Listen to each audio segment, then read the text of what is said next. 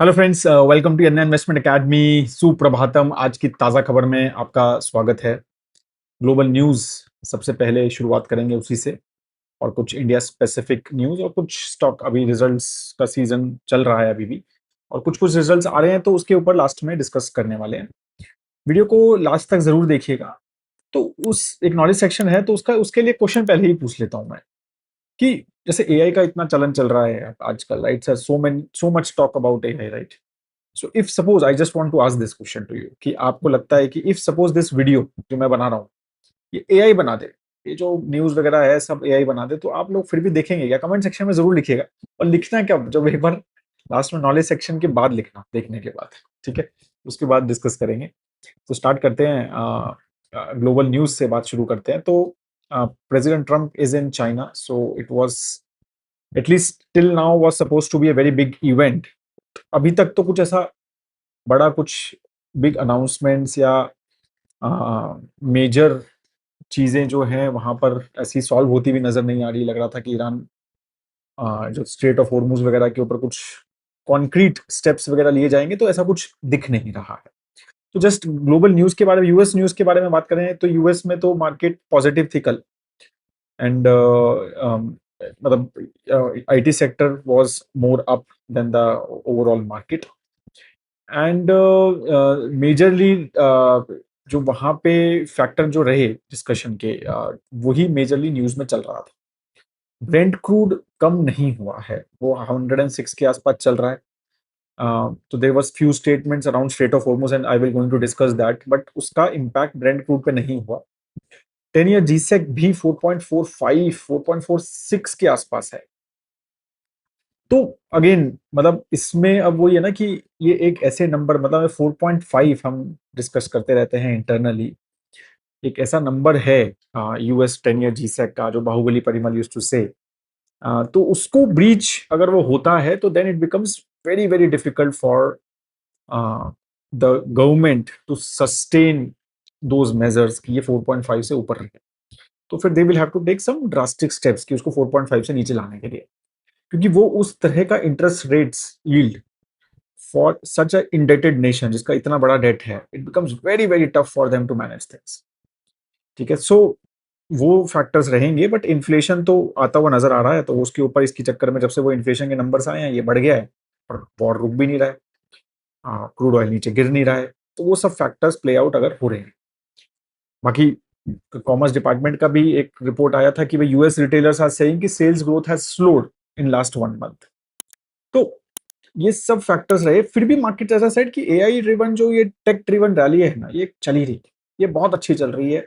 And that is the biggest biggest thing which US markets को hold कर रहा है, और यूएस इकोनॉमी को भी होल्ड कर रहा है फ्रैंकली। ठीक है, तो वो एक बहुत बड़ी ब्लेसिंग मतलब यूएस को मिली है इन लास्ट 10-12 ईयर्स। ठीक है, they have been lot of negative, जो हम बात करते हैं, डेट की बात करते हैं यूएस के, राइट? और सब बहुत सारी बैंकिंग सेक्टर की बात करते हैं, सब चीजों की बात करते हैं। They have been lot of negatives. ठीक है, कंजम्पशन ग्रोथ नहीं है, ये नहीं है, but AI and this tech sector have done exceptionally for last 10-12 years, और मे बी मोर, अब तो 14-15 ईयर्स हो गए। एंड वही चीज यहाँ पर हमें दिख रही है, तो वही रीजन कल भी। अब हम जो बात करते हैं कि कल since Trump is in China तो क्या क्या चल रहा है। तो कल एक तो जो स्कॉट बेसेंट हैं, जो वहाँ के ट्रेजरी सेक्रेटरी, मतलब वहाँ के फाइनेंस मिनिस्टर हैं, he said China will work behind the scenes to help reopen the strait of Hormuz. ये उनकी स्टेटमेंट आई है। ठीक है, तो उनकी आई है, again nothing from Donald Trump yet on straight of Hormuz, at least statement जब तक मैं न्यूज बना रहा था। ठीक है, तो उन्होंने यही बोला कि it's very much in their interest to get the strait reopen. ठीक है, and they will be working behind the scenes, तो ऐसा उन्होंने बोला है। उसके बाद जो एक और स्टेटमेंट फ्रॉम प्रेसिडेंट जी, जो मतलब मीडिया में आई, तो उन्होंने बोला कि जो चाइनीज प्रेसिडेंट हैं, उन्होंने कहा कि Taiwan is the most important issue in US China relationship. And he said कि handle it well, relationship holds, handle it badly, the two countries risk collision और कॉन्फ्लिक्ट। तो अगेन मतलब ताइवान वाज डिस्कस्ड क्लियरली। और अभी यही है कि इसमें अगर डोनाल्ड ट्रंप को विन चाहिए इस ट्रिप से, तो एक तो उनको विन कल जो अनाउंस हुई है वो मैं वो भी बता देता हूँ कि China will order 200 Boeing jets. ठीक है, तो उन्होंने वो ट्रम्प ने फॉक्स न्यूज को कल बोला कि 200 जेट्स खरीदेंगे बोइंग के। ठीक है, तो दो ही कंपनी है वर्ल्ड में, एयरबस है और बोइंग है। तो basically that's what it has been told. एक विन तो मतलब I think Trump has already announce, तो दिस एक कमर्शियल विन उनको मिली है। ठीक है, स्ट्रेट ऑफ हॉर्मुज के ऊपर एज अ सेड कि यही है कि both of them think that straight of Hormuz should be open, वो तो बोलेंगे ही, बट उसके ऊपर कोई कॉन्क्रीट स्टेप है वो नहीं है। तो ये सारी चीजें हैं।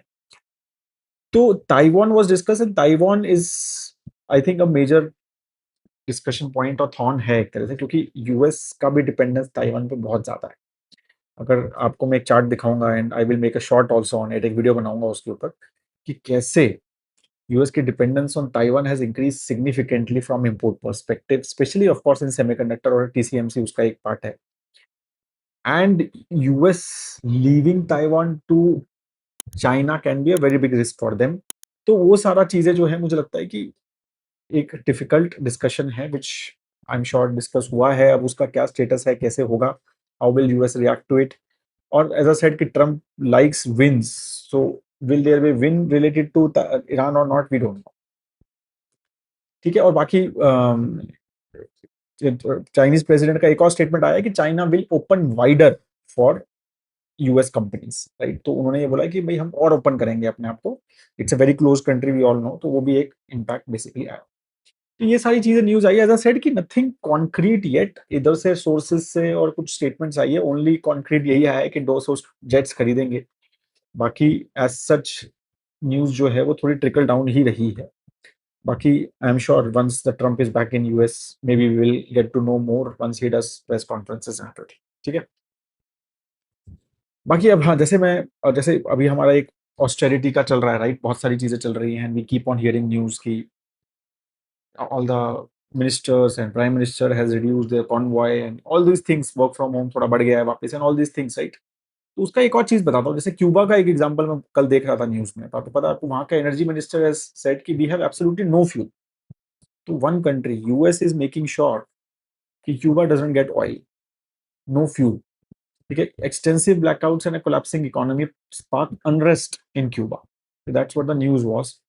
And I think Donald Trump also made a statement around it. तो जो अगेन जो मेरा परसों का न्यूज का था, एंड आई एम श्योर आपने वो देखा होगा कि उदय कोटक सरकार स्टेटमेंट कि ट्राइबल इकोनॉमी चल रही है वर्ल्ड में and everyone wants to hold some assets, की एसेट्स। ठीक है, तो वही चीजें हमें समझनी है, I think that's what it is very important that what how India has to play smartly and strategically into it. And हमारा जो डिपेंडेंस है ग्लोब पे वो हम कम करने में टाइम लग रहा है, we are trying I am sure, but वो जल्दी करना पड़ेगा इट सीम्स। बाकी कल जो news from strait of Hormuz से आई कि 2 India bound LPG tankers cross किया है हॉर्मुज से, ये भी एक एक दो दो टैंकर ट्रैक हो रहे हैं, ऐसा मतलब समय आ गया है। बाकी एक इंडियन वेसल सिंक भी हुआ था near Oman, it was a feed stock, life stock का वेसल था वो। ठीक है, उसको फायर लग गई थी और फिर वो 14 क्रू मेंबर्स बच गए उसमें, बट वो सिंक हो गया है। ये सारी चीजें भी आपको मतलब you have to understand that still strait of Hormuz is a very very big factor in the overall world geopolitics. अब होलसेल इन्फ्लेशन का नंबर आया 42 मंथ्स, 8.3% का इन्फ्लेशन नंबर आया है होलसेल का। वो तो 3 पॉइंट कितना था अपना, 3.5 था, 3.6 था, right, CPI. But wholesale WPI 8.3 आया है।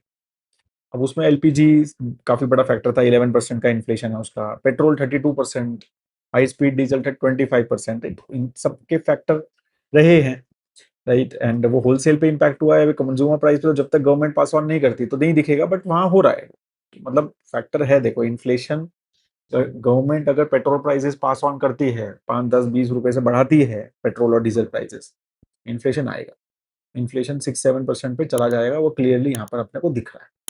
ठीक है, और इन्फ्लेशन आएगा तो इंटरेस्ट रेट बढ़ जाएंगे, इंटरेस्ट रेट बढ़ जाएंगे तो फिर markets will not like it. ठीक है, तो इसलिए ये क्रूड ऑयल प्राइसेस कम होने के लिए इंडिया के मतलब इंडिया को क्रूड ऑयल प्राइसेस कम होना बहुत इंपॉर्टेंट है इन, अगर हमें मार्केट में कुछ पॉजिटिव दिखना है short short to medium term में। बाकी India ban sugar exports for current season, तो अभी ये फैक्टर देखो, ये सब स्टेप्स इंडिया ले रहा है। क्यों किया है शुगर एक्सपोर्ट्स बैन, आपको लगता है? देखो एक तो ये एक्सपेक्टेड है कि भाई इस बार रेंज बहुत अच्छी नहीं होगी। ठीक है, तो बिलो एवरेज का एक्सपेक्टेशन है, तो वो एक फैक्टर है। आई एम श्योर कि भाई अपना सेव करो शुगर को। सेकंड, कि अब शुगर अगर हम सेव कर लेंगे तो फिर ज्यादा से ज्यादा शुगर केन को एथेनॉल ब्लेंडिंग में यूज किया जा सकता है ना। तो पेट्रोल सस्ता करने का यही है कि 20% एथेनॉल ब्लेंडिंग तो हो ही रही है, उसको चलाओ, और अगर उसको बढ़ा सकते हो और कुछ और नया सोच सकते हैं 90%, और जो अलग अलग थॉट प्रोसेस चल रहे हैं, आई am sure government must be thinking about it. अभी कोई डिस्कस नहीं कर रहा है कि भाई 20% ethanol blending, because it seems to be a master stroke in current crude oil prices. Clearly ना, भाई अपना 20% ऑयल का इंपोर्ट बच गया ना, और वो 20% किसके पास गया है? फार्मर्स के पास गया है। तो we made our farmers rich and not the gulf countries and मतलब अदर कंट्रीज। तो वो मास्टर स्ट्रोक दिख रहा है। तो अभी क्लियरली आई थिंक इतना क्लियरली केस है कि वी शुड इंक्रीज, और we should have as option to increase the ethanol blending, and वो चीजें करनी चाहिए। बाकी गोल्ड इंपोर्ट्स तो आपको पता ही है कि गोल्ड तो ड्यूटी लगाई थी ना, 6% से 15% तो कर ही दिया इंपोर्ट ड्यूटी। मेरे को लगता है कि शॉर्ट टर्म है, फ्रैंकली, बिकॉज उसमें स्मगलिंग वगैरह बहुत बढ़ जाता है। और अभी ही गवर्नमेंट ने आई थिंक 1 डेढ़ साल पहले इसको 15 से 6 पे लेके आए थे। अब ठीक है, अभी मतलब सिचुएशन ऐसी है कि that's what the thought process is, but I think it is a short term thing. और उसके ऊपर अभी एक और नई कल नोटिफिकेशन आया है कि एडवांस ऑथराइजेशन स्कीम जो है उसको भी 100 kg का कैप कर दिया है। तो बेसिकली एक ऑथराइजेशन स्कीम होती है गवर्नमेंट की, जिसमें अगर आप गोल्ड को एक्सपोर्ट करने के लिए ले रहे हो, मतलब आप रॉ गोल्ड ले रहे हो और उसमें ज्वेलरी बना रहे हो, कुछ कर रहे हो, फिर उसको एक्सपोर्ट करोगे, ठीक है, तो उसके लिए कोई ऑथराइजेशन की जरूरत नहीं, मतलब उसमें कुछ अप्रूवल की जरूरत नहीं थी, और कितना भी ले सकते हो अगर आप एक्सपोर्ट के लिए ले रहे हो तो। बट अब जो है उस पर कैप लगा दिया है कि भाई 100 kg तक ही ले सकते हो विदाउट ऑथराइजेशन, मतलब विदाउट अप्रूवल। हाँ, अप्रूवल अगर 100 kg से ज्यादा आप एक्सपोर्ट के लिए भी ले रहे हो ना गोल्ड, तो आपको ऑथराइजेशन चाहिए। तो मतलब वो अलग अलग तरीके हैं। तो ज्वेलर्स, जो बड़े बड़े ज्वेलर्स हैं, उनको थोड़ा सा ये इम्पैक्ट क्लियरली होगा। मतलब उनके लिए भी एक और स्टेप हो गया, भाई हमें ऑथराइजेशन दो, ठीक है। तो अब वो चीजें वहां पर वो मना कर सकते हैं कि नहीं, हम नहीं अलाउ कर रहे, because of major how the factor, एक तो इंडियन रुपी गिरता जा रहा है, और हाउ ओवरऑल हमारा क्या सिनारियो है ऑन द फॉरेक्स रिजर्व्स के ऊपर। तो गवर्नमेंट देखो, energy is very clearly focused. अब मैं मॉर्निंग न्यूज में बार बार बात करता हूँ कि क्लियरली फोकस हो रहा है अलग अलग तरीके से कि कैसे इंडिया को एनर्जी हम इंडिपेंडेंट बनाएं। सरकार की फोकस क्लियरली नजर आ रही है। अब देखो, आज कल आपने कल कल परसों में देखा होगा, कोल गैसिफिकेशन की बात हुई कि गवर्नमेंट ने कहा कि भाई हम कोल गैसिफिकेशन को एक पीएलआई स्कीम टाइप में कुछ बेनिफिट देंगे। होता क्या है कोल गैसिफिकेशन, आपको पता है ना? कोल गैसिफिकेशन मतलब कोल से गैस बन जाती है। कोल को एक पर्टिकुलर लेवल पे गर्म करके उसको गैस बना देते हैं, और वो गैस जो है वो एक तरह से मतलब एलपीजी का या सीएनजी का वो है सब्सटीट्यूट। तो कोल तो इंडिया के पास है। मतलब हमारा एक बहुत बड़ा पॉजिटिव है कि हमारे पास कोल है। मतलब कितने भी फॉसिल फ्यूल में, या फिर हम जैसे बोले कि इस रिजर्व में कोल हमारे पास ठीक ठाक है। तो वो अब सरकार सोच रही है कि भाई ठीक है, कोल तो अपने पास है ना, तो कोल का गैसिफिकेशन करके और ये एलपीजी पे डिपेंडेंस करो कम, ठीक है। तो वो चीजें भी यहाँ पर अभी चल रहा है, ठीक है। दूसरी एक और रिपोर्ट आई है जियो थर्मल एनर्जी के ऊपर। तो जियो थर्मल एनर्जी का भी इंडिया में बहुत पोटेंशियल है, 450 GW का पोटेंशियल है, ऐसा बोला जाता है। जियो थर्मल एनर्जी क्या होती है भाई? जो मतलब जो अपनी धरती के नीचे जो गर्म वो है ना, पानी वगैरह जो मतलब रहता है, तो वो जियो थर्मल एनर्जी वो बेसिकली उससे जनरेट होती है। तो उसका भी एक्सपेक्टेशन है कि 450 GW इलेक्ट्रिसिटी पोटेंशियल है, ठीक है। तो और बाकी इंडस्ट्रियल हीट एप्लीकेशंस वगैरह में और कूलिंग डिमांड वगैरह में अलग है, उसका और भी ज्यादा। तो उसमें भी चीजें मतलब, again what I am saying is, देखो न्यूक्लियर पे फोकस, अभी कोल गैसिफिकेशन, अब इसकी बात स्टार्ट हो गई है कि जियो थर्मल पे भी हम करेंगे। तो क्लियर है, सरकार कह रही है भैया, या फिर मतलब क्लियर फोकस है कि जहां wherever from wherever the energy can be created, right? And created energy cannot be created and destroyed, but energy can be basically generated। तो वहां से क्लियरली वहां पर गवर्नमेंट का फोकस है इस टाइम पे, और सेल्फ डिपेंडेंस ऑन एनर्जी जो है वो उस चीजें पे फोकस कर रहे हैं, ठीक है। तो this were the major news from the India perspective. अब हम कुछ स्टॉक स्पेसिफिक बात करें, तो सबसे अच्छी पॉजिटिव न्यूज जो मुझे दिखी स्टॉक स्पेसिफिक वो था एचसीएल टेक की। तो they are going to lead Sarvam AI, जो इंडिया का जेन एआई मॉडल है, राइट। उसमें $300 million राउंड का they are basically planning to raise, और उसमें एचसीएल टेक जो है वो लीड करेगी। वो कह रहे हैं कि हम डालेंगे $150 million। तो भाई चलो, फाइनली कोई तो आईटी कंपनी अब इन सब चीजों में इन्वेस्टमेंट की बात कर रही है। I think it's a very positive, ठीक है। And it's clearly I think we have to, the IT companies have to do it and should do it, ऐसा लगता है मुझे। I am not an expert, but ऐसा लगता है। I am okay to debate on it. ठीक है, बाकी रिजल्ट्स की बात करते हैं अब। तो सबसे पहले बुल जो है, सबसे जो नेगेटिव रिजल्ट आया और जो पोर्टफोलियो का स्टॉक है, एंड आई एम श्योर काफी सारे कमेंट्स आए थे मॉडल पोर्टफोलियो सब्सक्राइबर के, कल नोट भी डाला था हमने to all the subscribers about it, Kaynes technology का। तो कल स्टॉक बहुत ज्यादा गिरा, ऑलमोस्ट 20% स्टॉक गिरा है कल, एक दिन में 20%। वैसे ही बॉन्ड बैंड बच जाती है, ठीक है, फॉर अ पोर्टफोलियो। ठीक है, that's how the portfolios work, कि वो बढ़ते भी ऐसे ही हैं। एंड सो कल was a very bad day from the Kaynes perspective.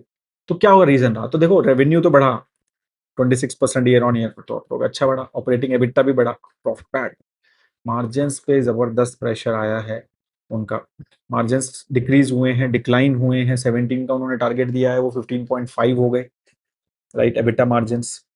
तो और पैट मार्जिन्स तो और भी गिरे हैं, 12 से 7% पे आ गया। तो वो सारी चीजें जो है ना, बहुत बड़ा मतलब मार्केट को अच्छा नहीं लगा। Q on Q order book भी ज्यादा बढ़ी, तो कंपनी ने बोला था कि भाई FY 26 में वो 4,000 करोड़ का रेवेन्यू करेंगे, 4,000 करोड़ का, बट वो 3,600 के आसपास ही रह गया। तो जो गाइडेंस थी वो नहीं बेसिकली कंपनी मीट कर पाई। सो इसलिए market didn't like all that factors, right, and तो उन्होंने जबरदस्त, और फिर वैल्यूएशन तो है एक्सपेंसिव, ठीक है, वो सेक्टर भी ऐसा है, अभी सेमीकंडक्टर में भी जा रहे हैं, ओसैट वगैरह के भी सेटअप कर रहे हैं, राइट, F27 गाइडेंस भी अच्छी दी है, राइट। तो अब वो ऑनर कर पाएंगे या नहीं कर पाएंगे, उसी के ऊपर सारा फैक्टर रहेगा। अब वो अगला क्वार्टर रिजल्ट कैसा रहेगा और उस पर ऑनर हुआ या नहीं होगा, ये सब फैक्टर्स बेसिकली रहेंगे। तो I think we are very closely watching this company, and we have it is part of the portfolio for quite some time and has given good returns as well. But अब इतना बड़ा fall, तो definitely I think we will definitely closely watch it and keep on updating about it. Tata Motors passenger vehicle का भी result आया, right. तो Indian जो domestic business है वो तो बहुत अच्छा कर रहा है। डोमेस्टिक बिजनेस का अगर हम देखें, वॉल्यूम ग्रोथ 37% वॉल्यूम ग्रोथ बढ़ा, 2 लाख मतलब गाड़ियां बेची हैं उन्होंने, ठीक है, इस क्वार्टर में। तो वो बहुत अच्छा रहा।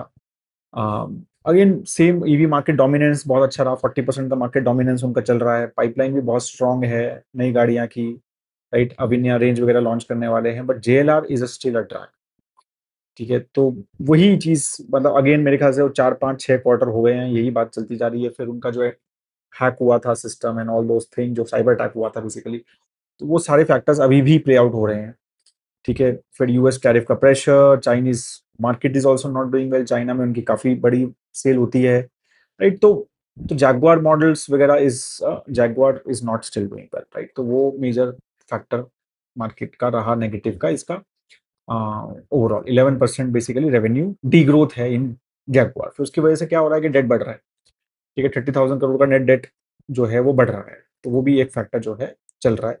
तो वॉल्यूम अच्छा रहा domestic, but cost and margins have been a hit. Margins तो मेरे ख्याल से अभी सभी के हिट हो रही हैं because of the crude oil prices, commodity prices, तो वो भी एक फैक्टर यहाँ पर प्ले आउट हो रहा है।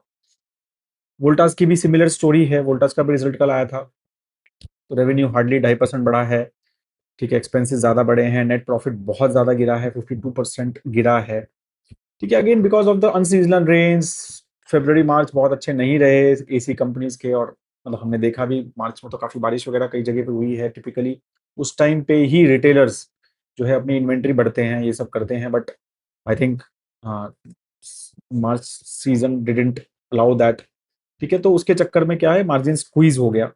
जबकि वोल्टबैक वगैरह का जो उनका JV है दैट इज डूइंग वेल, उसका एक अच्छा ट्रैक्शन आ रहा है, एंड दे आर स्टिल मतलब अपना नंबर 1 AC सेगमेंट में मार्केट शेयर प्रोटेक्ट करके बैठे हैं। तो सबकी बैंड बजी हुई है, ऐसा नहीं है इसकी, but yes definitely overall sector is going through a rough phase. Muthoot का रिजल्ट आया, तो वो तो मतलब आना ही था अच्छा, ठीक है। तो वो तो एब्सोल्यूट मास्टर क्लास क्वार्टर बोला जा सकता है, राइट। तो गोल्ड प्राइसेस ज्यादा हैं, फिर अनसिक्योर्ड लेंडिंग में थोड़ी सी ट्रेडिशनल बैंक्स की टाइटनिंग रही है, राइट। तो जबरदस्त ग्रोथ है, वो मतलब नंबर्स दिखा रहे हैं, प्रॉफिट 135% बढ़ा है, रेवेन्यू 65% बढ़ा है, AUM 49% ईयर ऑन ईयर बढ़ा है। तो मतलब वो तो डिविडेंड भी डिक्लेयर किया है उन्होंने अच्छा खासा। It is also a portfolio company, हमारे मॉडल पोर्टफोलियो का पार्ट है ये keep on watching it very closely, ठीक है। So again I think it is excellent, unexpected भी था गोल्ड प्राइसेस वगैरह में, तो but it has given excellent results.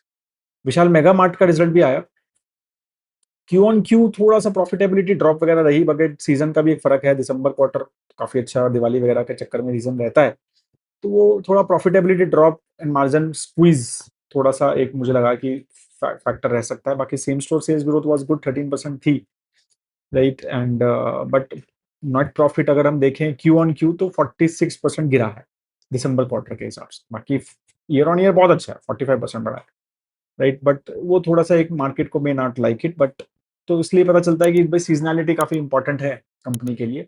But overall revenue 22% year on year, 45% net profit year on year, 13% same store sales growth बढ़ा है, store count भी बढ़ा है, 105 स्टोर जो है FY26 में कंपनी ने बढ़ाए हैं। So all those things have been pretty good. So these were the major result yesterday. ठीक है, जो कंपनीज आप देख सकते हैं, शायद आज थोड़ा बहुत उसमें एक्शन रहेगा। ठीक है, if you still have any question please do right in the comment section. अब हम बात करते हैं आज के नॉलेज सेक्शन की। जो मेरा पहला शुरू में क्वेश्चन पूछा था ना मैंने, अब उसका आंसर अब कि अगर ये वीडियो एक एआई बनाए और मैं उसको ये कंटेंट दे दूं तो क्या लगता है आपको, देखेंगे क्या या सुनेंगे क्या, मतलब। तो ये चार्ट मैंने बहुत इंटरेस्टिंग लगा है मुझे, तो मतलब I was like shocked to see this chart कि इस टाइम पे again these have just web articles जो छप रहे हैं, 50% web articles are AI generated. 50% मतलब एआई जनरेटेड आर्टिकल मींस कि 50% से ज्यादा एआई ने काम किया हुआ है। That is what the AI generated article definition is based on that. I was like, but आधा आर्टिकल जो छप रहे हैं वो एआई जनरेटेड है, मतलब उसमें से 50% कंटेंट एआई ने लिखा है।